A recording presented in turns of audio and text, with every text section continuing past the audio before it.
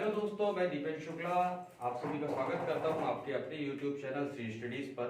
आज हम डिस्कस करेंगे भाषा के सबसे बेसिक चीजें जो कि सिंटैक्स होता है उसके बारे में। इंग्लिश भाषा में सिंटैक्स को समझना बहुत ज्यादा आवश्यक होता है क्योंकि बहुत से छात्रों को सिंटैक्स और सेंटेंस के निर्माण में ही कंफ्यूजन होता है। तो आज आइए हम शुरू करते हैं सिंटैक्स का अध्ययन। सबसे पहली बात, भाषा क्या होती है? अ मीडियम ऑफ कम्युनिकेशन, कि किन्हीं दो व्यक्तियों के बीच में संचार का साधन जो होता है वो होता है भाषा। हम हमारे विचार किसी दूसरे व्यक्ति तक कैसे पहुंचा पाते हैं, उसके विचार को हम कैसे समझ पाते हैं या हम तक कैसे पहुंच पाते हैं, ये होती है भाषा। अब भाषा जो होती है वो बहुत सारे वाक्यों, शब्दों, वर्णों का एक समावेश होती है। तो सबसे पहले हम समझते हैं कि भाषा किन किन चीजों से मिलकर बनी होती है। तो भाषा जो होती है वो बेसिकली अल्फाबेट से मिलकर बनी होती है, या उन्हें हम हिंदी में वर्ड कहते हैं। द मोस्ट और basic unit of any language is known as alphabets. सबसे पहले भाषा में क्या आता है? अल्फाबेट्स आते हैं। अल्फाबेट्स को सामान्यतः दो प्रकार की श्रेणी में डिवाइड किया गया है। अल्फाबेट्स टोटल इंग्लिश में होते हैं 26, लेकिन उन 26 अल्फाबेट्स को भी दो अलग अलग श्रेणियों में डिवाइड किया गया है। पहली होती है वोवेल और दूसरी होती है कॉन्सोनेंट। वोवेल स्वर और कॉन्सोनेंट व्यंजन, जो कि हम हिंदी में बोलते हैं। वोवेल्स क्या होते हैं? The letters during the pronunciation the air comes through our lungs to mouth without any interruption is known as vowel. कि वोवेल होते हैं जिनके उच्चारण के समय लंग्स से जो हमारी एयर पास होती है, या लंग्स से जो एयर हमारे मुख में आती है वो बिना किसी इंटरप्शन के आती है, उन्हें वोवेल्स कहा जाता है। इंग्लिश में देयर आर 5 वोवेल्स। इंग्लिश में कितने वोवेल्स होते हैं? 5। ए, ई, आई, ओ और यू। ये 5 जो लेटर्स होते हैं उन्हें इंग्लिश में वोवेल्स कहा जाता है। और इन 5 लेटर्स के अलावा rest of the letters are considered as consonant. The second thing, alphabets के बाद आता है वर्ड, कि a group of alphabets is known as word. क्योंकि अल्फाबेट्स अकेले तो कोई काम के नहीं है, उनसे हमें किसी न किसी प्रकार के शब्द को बनाना होगा। तो हमने क्या किया कि बहुत सारे अल्फाबेट्स का एक ग्रुप बनाया और जो एक अर्थ निकाले उसे क्या कहा जाता है? शब्द कहा जाता है। तो a group of alphabet is known as word. अब वर्ड क्या होते हैं? A group of alphabets that makes a mean or sense is known as word. कि जैसे मैं यहां पर दो ग्रुप लिख दे रहा हूं अल्फाबेट्स के, लाइक गर्ल और IGRL। यहां पर मैंने सेम 4 अल्फाबेट से लेकर एक ग्रुप बनाया हुआ है। पहले में लिखा हुआ है GIRL और दूसरे में लिखा है IGRL। तो इसमें थोड़ा सा मैंने क्रम को या आगे पीछे किया है, लेकिन इससे क्या हो रहा है? बहुत बड़ा डिफरेंस क्रिएट हो रहा है। जो सीक्वेंस है that makes a big difference. कि लाइक यहाँ GIRL गर्ल का एक अर्थ होता है जिसे हम लड़की बोलते हैं, और सेकंड है IGRL, इसका कोई भी अर्थ नहीं होता, तो इसे हम शब्द नहीं कह सकते, इसे हम वर्ड कंसीडर नहीं कर सकते हैं। whereas the word girl will consider as a word. Okay, अब वर्ड के बाद बात आती है सेंटेंस की, कि a collection of word is known as sentence. Sentence क्या होता है? Collection of words. Collection of words बहुत सारे शब्दों को एक सीक्वेंस में जमाने के बाद जब उससे अर्थ निकलने लगे तो उसे कहा जाता है सेंटेंस। तो what is the sentence? A sentence is a group of words that makes a complete mean or sense is known as sentence. अब सेंटेंस क्या होता है? जैसे हम यहां पर लिखते हैं I am eating food,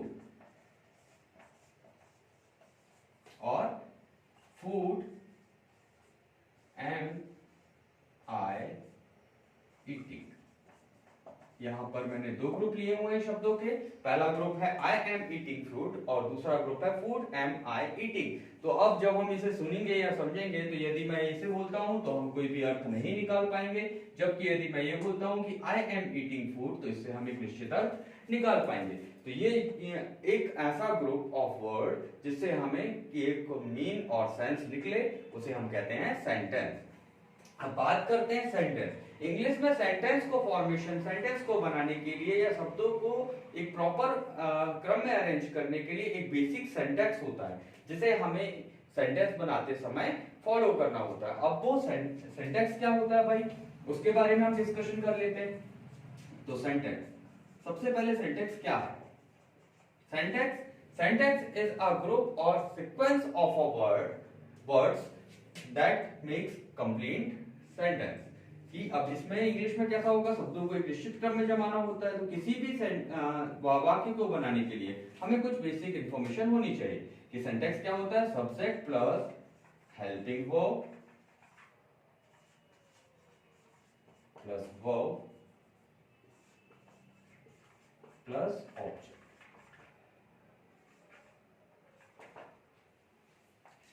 English में किसी भी सामान्य या साधारण वाक्य को बनाते समय हमें इस स्ट्रक्चर को फॉलो करना होता है। वो स्ट्रक्चर क्या होता है? Subject plus helping verb plus object. इन चारों चीजों के अलावा भी इसमें बहुत सारी चीजें लाइक अदर वर्ड्स यदि हमें जोड़ने हैं तो ऑब्जेक्ट के वर्ड बाद में जोड़ सकते हैं। बीच में कभी कभी प्रीपोजिशन, कंजंक्शन, ये सारी चीजें, आर्टिकल्स, ये सभी इसमें आ जाती हैं। तो उनके बारे में हम अगले वीडियोस में डिस्कशन करेंगे। सबसे पहले हम बात करते हैं कि ये जो बेसिक स्ट्रक्चर है कि सबसे कम जो होना चाहिए वो ये सारी चीजें होनी चाहिए, उनके बारे में हम डिस्कशन करते हैं। सबसे पहले यहां जैसे मैंने लिखा हुआ है सब्जेक्ट। अब सब्जेक्ट किसी भी सेंटेंस में क्या होता है? सब्जेक्ट मतलब विषय वाला सब्जेक्ट नहीं है, ये सब्जेक्ट मीन्स होता है कर्ता।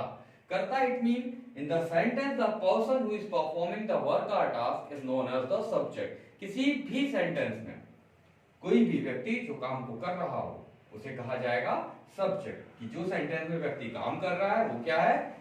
सब्जेक्ट। अब सब्जेक्ट बेसिकली तीन प्रकार में डिवाइड किया जाता है। फर्स्ट पर्सन, सेकेंड पर्सन और थर्ड पर्सन। इंग्लिश में सब्जेक्ट कितने प्रकार के होते हैं?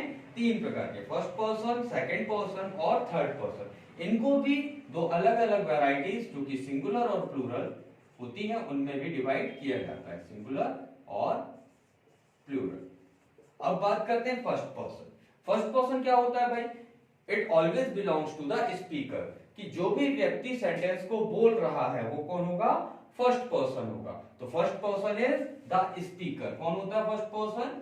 स्पीकर होता है। अब स्पीकर मीन, अब स्पीकर अपने आप को क्या बोलेगा? यदि अकेला है तो सिंगुलर में वो बोलेगा अपने आप को आई, और यदि एक से अधिक है तो वो बोलेगा वी। जैसे मैं अकेले मेरी बात करूं तो मैं अभी अंग्रेजी पढ़ रहा हूं, तो मैं अपने आप को क्या बोल रहा हूं? मैं। लेकिन यदि हम दो चार लोग मिलकर या क्लास में बैठकर सारे स्टूडेंट्स पढ़ाई कर रहे हैं तो वो अपने आप को क्या बोलेंगे? हम। तो जब सब्जेक्ट एक रहे फर्स्ट पर्सन में, मीन जो स्पीकर रहे वो एक रहे, तो वो अपने आप को आई बोलेगा। एक से अधिक रहेंगे तो वो वहां पर इसका प्लूरल फॉर्म वी का यूज करेगा। इसी प्रकार से सेकंड पर्सन। सेकंड पर्सन होता है लिसनर। लिसनर इट मीन जो व्यक्ति बोल रहा है उसके साइड वाक्य को सुनने वाला व्यक्ति, जो भी सामने खड़े होकर उस वाक्य को सुन रहा है वो होता है लिसनर। लिसनर मीन श्रोता। अब श्रोता को हमेशा सेकंड पर्सन में डिनोट किया जाता है। अब श्रोता को कभी भी क्या कहा जाएगा भाई? तुम। तो इंग्लिश में इसके लिए यूज किया जाता है यू का। So first person belongs to the speaker I and we, and second person belongs to the listener. इसका सिंगुलर और प्लूरल दोनों यू ही होते हैं। Third person it mean the person about which the sentence is. It mean जिसके बारे में वाक्य को बोला जा रहा है और वो कम्युनिकेशन या कन्वर्सेशन के बीच में उपस्थित ना हो, सो वो से थर्ड पर्सन कहा जाएगा। लाइक मैं और आप मिलकर बात कर रहे हैं किसी तीसरे व्यक्ति की, लाइक नरेंद्र मोदी जी की, तो Modi ji is the third person. वो हम दोनों के कन्वर्सेशन में नहीं है लेकिन हमारे कन्वर्सेशन का टॉपिक वही है, तो उन्हें कहा जाएगा थर्ड पर्सन। तो थर्ड पर्सन यदि हमें किसी व्यक्ति का नाम पता हो तो हम उसका नाम लिखते हैं, लेकिन यदि हमें उसका नाम पता नहीं है तो उसके लिए हम क्या यूज करते हैं? प्रोनाउंस। तो थर्ड पर्सन की प्रोनाउंस क्या होती हैं? ही, शी और इट। साथ ही साथ यदि नाउन रहे तो किसी भी प्रकार की सिंगुलर नाउन को भी हम थर्ड पर्सन में कंसीडर करते हैं। वेयरएज प्लूरल में यदि थर्ड पर्सन सिंगुलर नंबर में ये हो गया। अब यदि थर्ड पर्सन प्लूरल रहे, एक से अधिक रहे, तो वहां पर क्या होगा? दे का यूज करेंगे। हम किसका यूज करेंगे? दे का। और दे के साथ साथ यदि प्लूरल नाउन है हमें जिनके बारे में इंफॉर्मेशन है तो हम उन्हें थर्ड पर्सन प्लूरल नंबर में भी कंसीडर कर सकते हैं। क्लियर है? तो ये बात हो गई हमारे सब्जेक्ट की। अब सब्जेक्ट क्या होता है? The person who is performing the work or task is known as the subject. There are three kinds of subject found in English. First person who always belongs to speaker, जो भी वक्ता होता है उसे हम फर्स्ट पर्सन कहते हैं। उसमें दो प्रकार के होते हैं, आई और we. Second person is always belongs to the listener, जो श्रोता होता है उसे हम हमेशा क्या बोलते हैं? यू, चाहे वो सिंगुलर रहे या प्लूरल रहे। साथ ही साथ थर्ड पर्सन मीन जिसके बारे में बात की जा रही है लेकिन वो कन्वर्सेशन का पार्ट हो। सो ही, शी, इट और सिंगुलर नाउन की जगह पर हम यूज करते हैं किसका? थर्ड पर्सन सिंगुलर नंबर की जगह पर यूज करते हैं। और साथ ही साथ दे और प्लूरल नाउन से दी आती है तो उन्हें हम थर्ड पर्सन प्लूरल नंबर कहते हैं। ठीक है, इस प्रकार से हम सब्जेक्ट को आइडेंटिफाई या सब्जेक्ट को बना सकते हैं। इसके बाद सेकंड थिंग हमें जो यहाँ पर दिख रही है दैट इज हेल्पिंग वर्ब। अब हेल्पिंग वर्ब क्या है भाई? Helping verb is the word that tells us about the time and state of work। कि टाइम और स्टेट ऑफ वर्क नहीं, सॉरी, सब्जेक्ट की ऐसी वर्ड जिससे हमें समय के बारे में जानकारी मिले, साथ ही साथ नंबर ऑफ सब्जेक्ट के बारे में जानकारी मिले, तो वो क्या होती है? हेल्पिंग वर्ब होती है। अब हेल्पिंग वर्ब टेंस और नंबर ऑफ सब्जेक्ट के आधार पर रोटेट रेगुलरली होते जाती है। जैसा सब्जेक्ट रहेगा वैसी ही हेल्पिंग वर्ब रहेगी। यदि सिंगुलर नंबर सब्जेक्ट यूज करेंगे तो सिंगुलर हेल्पिंग वर्ब यूज होगी, प्लूरल नंबर का सब्जेक्ट यूज करेंगे तो प्लूरल हेल्पिंग वर्ब यूज होगी। इसी प्रकार से प्रेजेंट टेंस में अलग हेल्पिंग वर्ब्स का यूज किया जाता है, प्रेजेंट इंडेफिनिट में अलग करते हैं, प्रेजेंट कंटीन्यूअस में अलग करते हैं, प्रेजेंट परफेक्ट में अलग करते हैं, प्रेजेंट परफेक्ट कंटीन्यूअस में अलग हेल्पिंग वर्ब्स का यूज करते हैं। इसी प्रकार से पास्ट के भी चारों टेंस में अलग हेल्पिंग वर्ब का यूज करेंगे और फ्यूचर में भी अलग अलग हेल्पिंग वर्ब्स का यूज किया जाता है। ठीक है, तो हेल्पिंग वर्ब क्या है? The word that tells us about the time and the number of subject is known as the helping verb. Now the next thing is verb. अब वर्ब क्या होती है भाई? वर्ब होती है एक्शन वर्ड। क्या होते हैं? Action word. Action word, it means in the sentence the word which tells us about the action or work is known as verb। कि ऐसा वर्ड जिससे हमें हमारे वाक्य में होने वाले कार्य के संबंध में कोई जानकारी मिलती है उसे कहा जाता है वर्ब। ओके, अब वर्ब के चार अलग अलग फॉर्म होते हैं। पहला होता है सिंगुलर प्लूरल फॉर्म। नेचुरली जो वर्ब होती है वो प्लूरल फॉर्म में रहती हैं। उसके बाद वर्ब को एस या ईएस या आईईएस लगाकर सिंगुलर बनाया जाता है। इसके साथ साथ वर्ब का सेकंड फॉर्म, वर्ब का थर्ड फॉर्म, वर्ब का जीरंड फॉर्म, इसके बारे में भी हम बाद में और डिस्कशन अगले वीडियो में डिस्कशन करेंगे। इसके बाद लास्ट थिंग जो हमें दिख रही है दैट इज ऑब्जेक्ट। अब ऑब्जेक्ट क्या होता है भाई?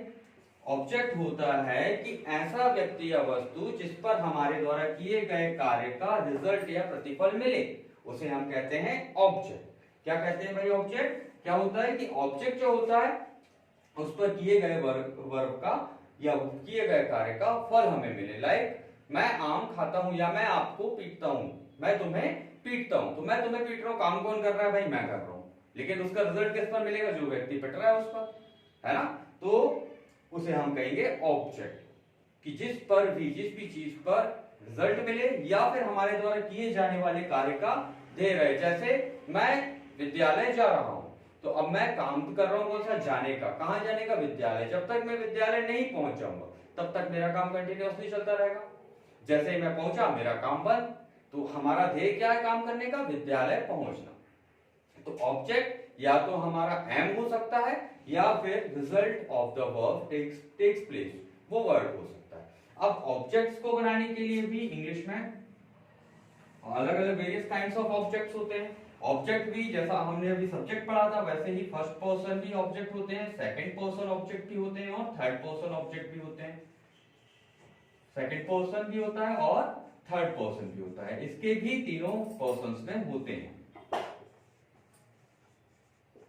ओके, लेकिन हम हमारी ये सब्जेक्टिव प्रोनाउन से ही ऑब्जेक्टिव प्रोनाउंस बना सकते हैं। कैसे? ऑब्जेक्ट को हम डायरेक्टली ऑब्जेक्ट में हम इन सभी चीजों को एज इट इज यूज नहीं करते, इनमें थोड़ा थोड़ा परिवर्तन कर इन्हें यूज किया जाता है। जैसे सब्जेक्टिव केस ऑफ प्रोनाउन